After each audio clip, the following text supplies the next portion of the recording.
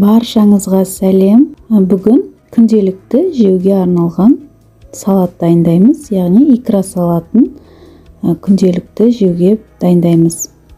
Ең алдымен менің каналыма тіркеліп, қоңыраушаны басып қойыңыздар. Ең бірінші қызанақты осылай кубиктеп майдалап турап аламыз, төртбұрыштылап. Одан соң сәбізді мен теркадан өткізгенді жөн көрдім. Сіздер барлығын ет тартқыштан өткізсеңіздер болады. Менің балаларым ірі туырлалғанды жемейді, сондықтан мен майдалап қолмен турадым.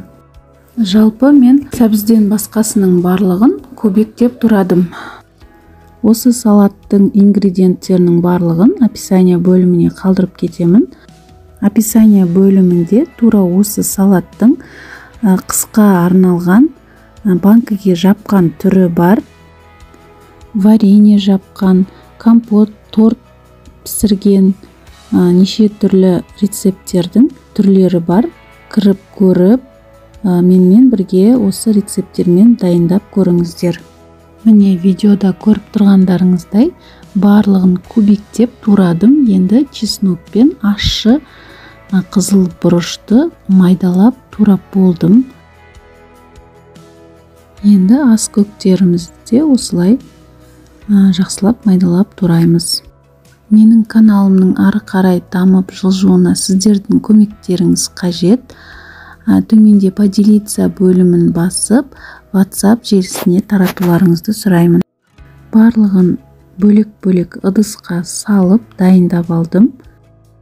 Қазанға бір кесе майымызды құйып, пиязды сарғайғанша жақсылап қуырамыз.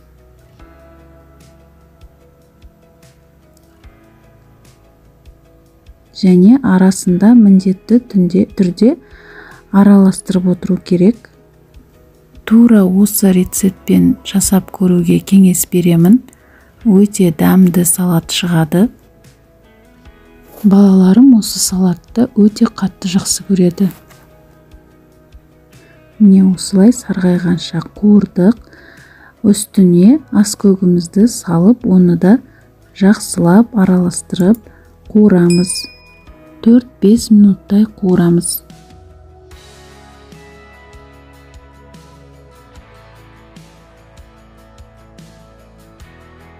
Енді тәтті болгар бұрышымызды саламыз. Қызыл түрінен салған дұрыс, салатымыздың сәнін беріп тұрады. Енді оның үстіне ащы қызыл бұрышпен чесногымызды салып қуырып аламыз.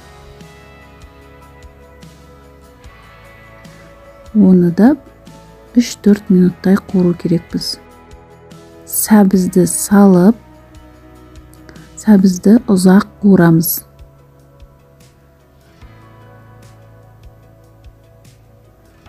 Сәбізіміз өлгенше жақсылап қуырып аламыз. 10 минуттай қуырған жетеді. Міне видеодағыдай міндетті түрде арасында араластырып тұру керек.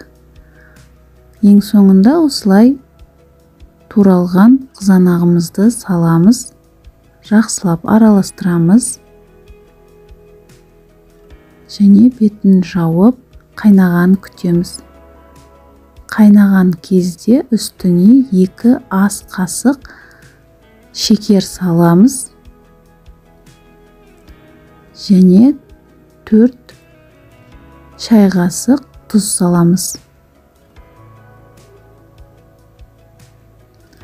Араластырып, бір уыстан шамалы аздау қара домалақ бұрышымызды саламыз. Тағы да жақсылап араластырамыз. Бетін жауып, газдың астын баяу отқа қойып, 20 минуттай пісіріп аламыз.